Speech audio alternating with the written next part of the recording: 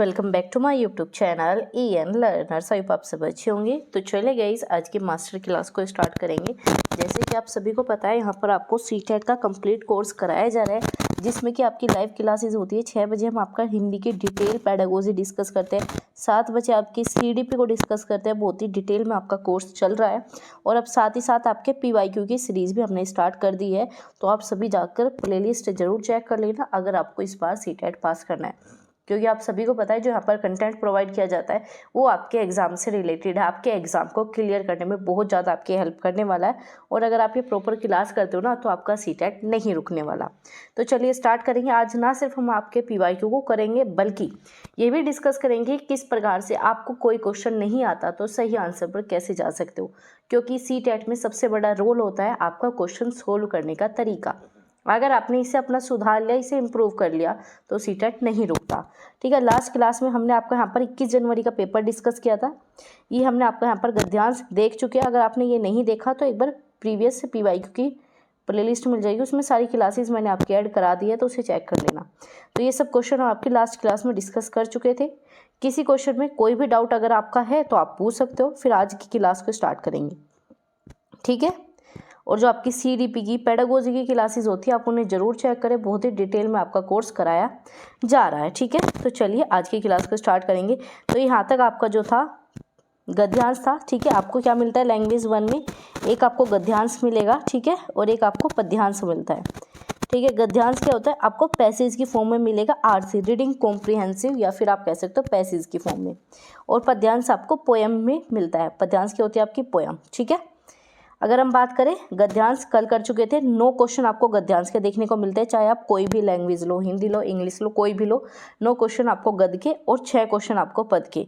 तो आज हम आपके 6 क्वेश्चन डिस्कस करने वाले हैं। तो चलिए स्टार्ट करेंगे। कोई चैनल के साथ नया हो तो आप सभी को क्या करना है, चैनल को सब्सक्राइब करना और बेल आइकन को जरूर ऑन रख लेना, ताकि आपको क्लासेस की अपडेट नोटिफिकेशन समय पर मिल सके। तो चलिए बात करेंगे। आपको यहाँ पर मिलता है, नीचे दी गई कविताओं की पंक्तियों को पढ़कर सबसे उचित विकल्प का चयन कीजिए। ठीक है, सेम कुछ आपको सेम टू सेम ऐसा ही पेपर में देखने को मिलेगा। अब बात करें आपको क्या करना है, या तो आप इसे पढ़ लो, लेकिन हम ये तरीका फॉलो नहीं करते। हम क्या करेंगे, सीधा क्वेश्चन पर चलेंगे। क्या करेंगे, क्वेश्चन पर चलेंगे। तो चलिए, क्वेश्चन क्या है, नीति शब्द में किस प्रत्यय का प्रयोग किया जाता है। तो आपको क्या करना है, इस शब्द में प्रत्यय लगाना है। कैसे लगाओगे, चलिए बात करेंगे। प्रत्यय क्या होता है, आपका एक छोटा सा शब्दांश होता है। जैसे कि ये सब क्या है, शब्दांश दे रखे हैं, इनका कोई मीनिंग नहीं है, लेकिन जैसे ही आप किस में लगाओगे, मूल शब्द नीति में लगाओगे, तो नया शब्द क्रिएट हो जाएगा। ठीक है, कल जिन बच्चों ने क्लास देखी होगी तो वो आराम से नीति में कौन सा प्रत्यय लगेगा आराम से बता देंगे, क्योंकि ऐसा एग्जाम्पल हमने कल डिस्कस किया था। तो अब आपको क्या करना है, ये लगा लगा के देख लो। नीति में क्या लग गया, इक, तो नैतिक। ठीक है, नीतिये गलत है, नीतिता नहीं हो सकता, नीति नहीं हो सकती, क्योंकि ई की मात्रा पहले से है। तो लास्ट के 3 तो हो गए नहीं। तो बस ऐसे आपको क्वेश्चन को कट करना है। सही नहीं आता तो गलत हटा दो, बस देखो, सही नहीं आता गलत हटा दो, क्योंकि सही किसी को नहीं आता, लेकिन जितना आप गलत को हटा दोगे ना उतना सही पर खुद ब खुद पहुँच जाओगे। तो क्या आ गया, फर्स्ट ऑप्शन बिल्कुल सही है। नीति में प्लस इक क्या हो जाएगा, नैतिक। ठीक है, क्या हो जाएगा, नैतिक। इसका मतलब क्या होता है, नीति के अनुरूप होने वाला। ऐसे अगर हम ऐ की बात करें, ई और ये की, तो भारतीय राज्य के इन शब्द में आपका प्रत्यय लगता है। ता से प्रशंसता, सफलता, कुशलता। ठीक है, ऐसे आपका ई से हंसी, आपका धमकी, आपका इस प्रकार के शब्द बनते हैं। इतना समझ आया आपको। ठीक है, प्रत्यय क्या होता है, जो आपका पीछे लगेगा। वहीं उपसर्ग क्या होता है, इसका अपोजिट। उपसर्ग किस में लगता है, उपसर्ग आपका आगे लगेगा। ठीक है, उपसर्ग क्या लगेगा, आगे लगने वाला शब्दांश है। ठीक है, चलिए आगे बात करें। इतना आपको समझ में आया। चलो आगे बात करेंगे देश की स्वतंत्रता के लिए। ठीक है, अब भी हमें पैसेज नहीं पढ़ना। देखो, अब भी हम पोएम नहीं पढ़ रहे, आपके क्वेश्चन के माध्यम से जाओगे, टाइम मैनेजमेंट हो जाएगा। बच्चे क्या कहते हैं, मैम हमारा तो टाइम पूरा खत्म हो जाता है, हमारा तो पेपर पूरा कर भी नहीं पाते। तो यही गलती करोगे। अब तक आप 2 बार ये पोएम पढ़ चुके होते, जबकि यहाँ से क्वेश्चन पूछा ही नहीं है। तो अभी भी हमें क्या करना है, क्वेश्चन के माध्यम से ही जाना है, चाहे पैसेज हो, RC हो, मतलब कुछ भी हो, गद्यांश पद्यांश कोई सा भी आपसे पूछा हो, हमेशा क्वेश्चन के माध्यम से जाओगे अगर आपको CTET क्रैक करना है। वरना फिर बार बार देते रहो अटेम्प्ट, CTET पास नहीं होगा, आने वाली वैकेंसीज निकलती रहेगी। तो अगर हम बात करें, वीरों की भर्ती हो गई, देश की स्वतंत्रता के लिए वीरों की भर्ती हो गई, बहुत सारा धन दिया, शस्त्रों का निर्माण किया, या फिर अपने जीवन की आहुति दे दी। देखो अब आपको वैसे आंसर तो पता लग ही गया, क्योंकि वीरों की भर्ती हुई कोई सेंस ही नहीं है, बहुत सारा धन नेगेटिव चीज़ें हैं, शस्त्रों का नहीं, हथियार का निर्माण नहीं, तो क्या आ जाएगा, फोर्थ आ जाएगा। लेकिन अब भी आपको अपनी बुद्धि नहीं चलानी। बुद्धि का मतलब क्या है, बहुत से बच्चे क्या करेंगे, खुद से कर लेंगे, भाई हमें तो ये है, फोर्थ लग रहा है। नहीं, याद रखना जो पोयम या पैसेज में बोला गया, अगर इन्होंने बोला है दिन है तो दिन मानना पड़ेगा, रात है तो रात माननी पड़ेगी। पैसेज के अकॉर्डिंग, पोयम के अकॉर्डिंग ही अपना आंसर हमेशा दोगे, अपनी बुद्धि नहीं लगानी। आपको पता है आपका देश कब आज़ाद हुआ, लेकिन अगर इसमें अलग डेट दे रखी है तो आप अलग ही डेट रखोगे, अपनी जो रियल डेट है वो नहीं लगानी, ठीक है। ऑप्शन में ज़रूर मिलेगी, तो याद रखना आपको कुछ नहीं आता इस पैसेज के अकॉर्डिंग, ठीक है। आपको काम करना है, ये दिन बोलेगा दिन, रात बोलेगा रात। चलिए, ये आपको कुछ ऐसी ट्रिक है जो फॉलो ही करनी पड़ेगी। अब क्या है, देश की स्वतंत्रता के लिए हमें मिली आज़ादी वीर शहीदों के बलिदान से। तो बस हो गया, देश की स्वतंत्रता के लिए क्या मिला, बलिदान दिया। क्या दिया, बलिदान, मतलब अपने जीवन की आहुति दे दी। तो बस आपको आंसर नंबर 4 मिल गया। आगे मत पढ़ो, आगे बिल्कुल मत पढ़ो, टाइम वेस्ट बिल्कुल नहीं करना। चलिए, तो क्या हो गया, फर्स्ट आंसर आपका सही हो गया, ठीक है। ये डिटेल में मैं आपको प्रोवाइड करा दूंगी टेलीग्राम चैनल पर, ठीक है। टेलीग्राम चैनल ज्वाइन कर लो, ये पूरी की पूरी PDF आपको मिल जाएगी, ठीक है। इसमें आपके आंसर भी मैंने ऐड किया है, क्योंकि बहुत से बच्चे क्या करते हैं, क्वेश्चन मिल जाता है लेकिन ऑफिशियल आंसर की नहीं मिलती, और ये वही आंसर की है जो कि आपका सीटेट मानता है, ठीक है, जो कि आपका सीटेट मानता है, और रियल में यही आंसर सही है, ठीक है। चलिए आगे बात करेंगे। अब क्या है, अब आपको दोबारा से क्वेश्चन के माध्यम से जाना है। कविता में किस छल की बात की गई है, पहली लाइन तो पढ़ लिया, अब इसे नहीं पढ़ना, ठीक है। अब देखो यहाँ पर क्या है, व्यापारी बन पैसों का हेर फेर करने की। ऑप्शन जरूर पढ़ने, ऑप्शन से क्या होगा, आप सीधा का सीधा कनेक्ट कर पाओगे कहाँ पर ये बात की गई है, ठीक है। व्यापारी बनने की, वेशभूषा धारण करने की, व्यापारी बन हमें गुलाम बनाने की, व्यापारी बन मिलावट करने की, ठीक है। इतना समझ में आया। चलिए अब चलेंगे पोएम पर। आज़ादी के लिए हमारी लंबी चली लड़ाई थी, लाखों लोगों ने प्राण से कीमत बड़ी चुकाई थी, व्यापारी बनकर, देखो आ गया, व्यापारी बनकर आए, छल से हम पर राज किया। बस क्या, व्यापारी बन के आए और छल से हम पर राज किया। इस छल की क्या बात की गई, हम पे राज किया। हेर फेर क्या, ऐसी तो बात नहीं की गई, ठीक है। वेशभूषा नहीं, क्या क्या, हम पर राज किया मतलब हमें गुलाम बनाने आए। तो क्या आ जाएगा, थर्ड आंसर बिल्कुल सही है। ऐसे आपको आंसर पे जाना है, ठीक है, गुलाम बनाना है। बहुत से बच्चे हेर फेर की बात करेंगे, लेकिन यहाँ पर पैसों का कुछ नहीं था, ठीक है, पैसों की बात नहीं की गई। यहाँ पर राज क्या, किसी पर राज करने का मतलब होता है किसी को गुलाम बनाना, अपने उंगलियों पे नचाना।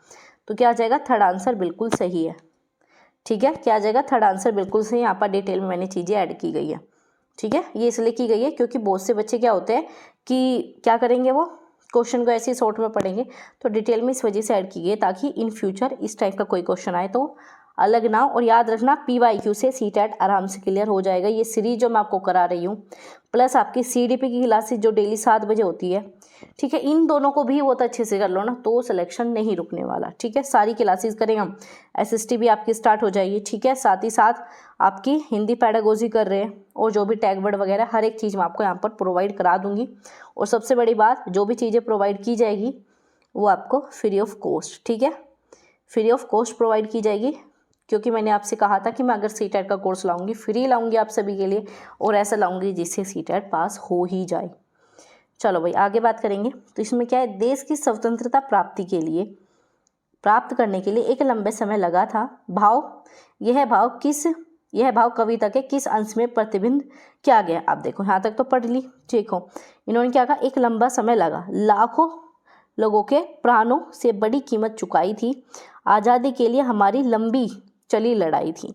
तो बस इसी में आ जाएगा, ठीक है। इन्होंने बताया किस अंश में बताया गया, क्या होता है, लंबा समय लगा, गौरव पाया, ये तो बिल्कुल अलग है, इसे कट करो। वीर शहीदों के बलिदान से, ऐसा भी नहीं है, ठीक है।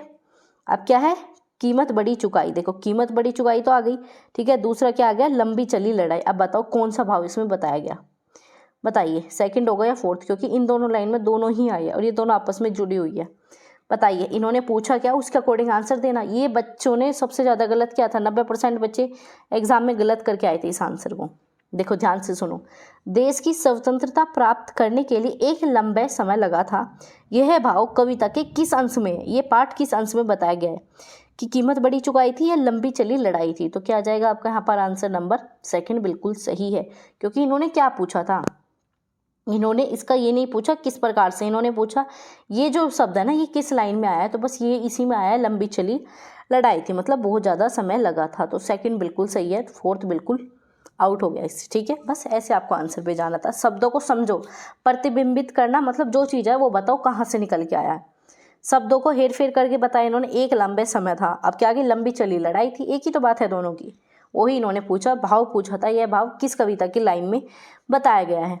आया इतना समझ में आपको? कमेंट करके बताओ इतनी चीज़ें आपको समझ में आई है।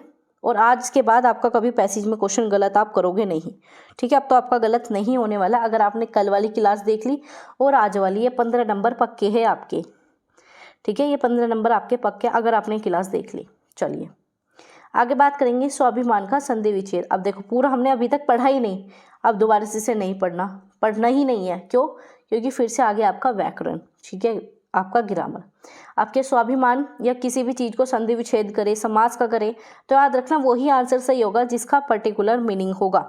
मान लीजिए इस सवा का कोई मीनिंग है नहीं, भीमान का नहीं है, अभिमान का होता तो मीनिंग होता, तो इसे तुरंत कट करो, इसका मीनिंग नहीं है। ठीक है, ऐसे ही आपका क्या भीमान का कोई मीनिंग नहीं है, तो ये तो आंसर होगा नहीं।